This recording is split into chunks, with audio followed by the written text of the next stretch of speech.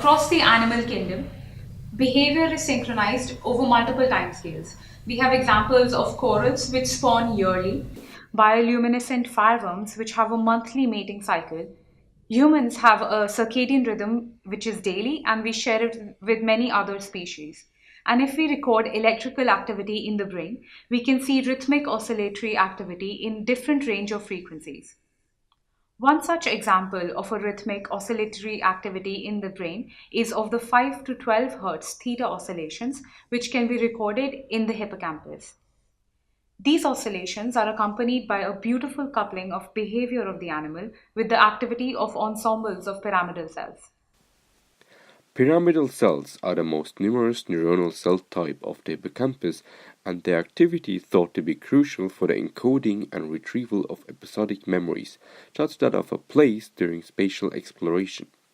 But these pyramidal cells are not alone in the hippocampus.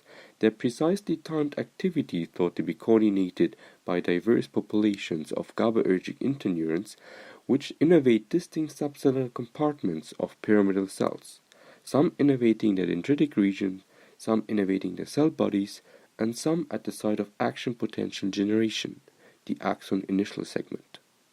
This beautiful anatomical segregation is also accompanied by a segregation in the timing of GABAergic input, with distinct cell types preferring distinct phases of the theta oscillatory cycle. The medial septum is thought to be a major coordinator of hippocampal theta oscillations. Inactivation or loss of the medial septal formation results in a complete loss or ablation of theta oscillatory activity in the hippocampus, and this is accompanied by a loss in formation of new memories. We asked the following three questions in our studies. First, what is the diversity of activity patterns of simultaneously recorded medial septal neurons? Do single medial septal neurons innervate distinct regions of the temporal cortex like the CA1, CA2, CA3, dentate gyrus, or extrahippocampal cortices, or single medial septal neurons innervate the entire cortical mantle? And third, whether in their target regions, single medial septal neurons innervate distinct subpopulations of hippocampal GABAergic neurons such that they phase the firing of their synaptic partners. So, to address these questions, we trained mice to navigate on a virtual linear maze, at the end of which they received a sucrose reward. During this task, we sampled activity of neurons in the medial septum and observed diverse patterns of neuronal firing. To identify these differences in the burst duration of medial septal neurons, we trained our ear to identify the sound of the spiking of these neurons. So we converted the spikes of the neurons into sound and trained our ear to identify the differences between the short and the long burst duration. It became quite evident across trials that the short burst duration neurons had a sharp vocalization and the long burst duration neurons sounded soft or flat. And this is what gives them their names, which are inspired from Hindustani classical music. Tivra means the sharp vocalization of the short burst duration neurons, while Komal is the soft vocalization of the long burst duration neurons. We have found that Tivra cells are GABAergic and preferentially innervate the CA3 region of the hippocampus. Here, they show a remarkable cell type selectivity and preferentially target axoxonic cells and CCK immunopositive interneurons. I was absolutely amazed when Abhilasha discovered that the Tivra axon selectively targets exoaxonic cells.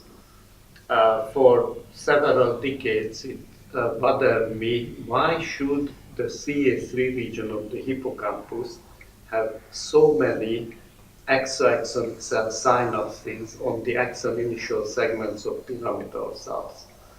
The significance of this, that it is the initial segment that generates the propagated action potential, which then is transferred to all the targets of the CA3 pyramidal cells, then raises the question of what controls the activity of exoaxonic cells, or for that matter, any other GABAergic neuron in cortex. And this is where the astonishing selectivity that Abhilasha discovered comes in, that the exoaxonic cells have a private GABAergic input from the medial septum, at least as shown in the mouse. We identified Treg cells as a cell type as they share the same activity patterns, molecular marker combination, and synaptic target preferences. This is bringing us to the possible contribution of Treg cells to the dynamics observed in the septo-hippocampal circuit.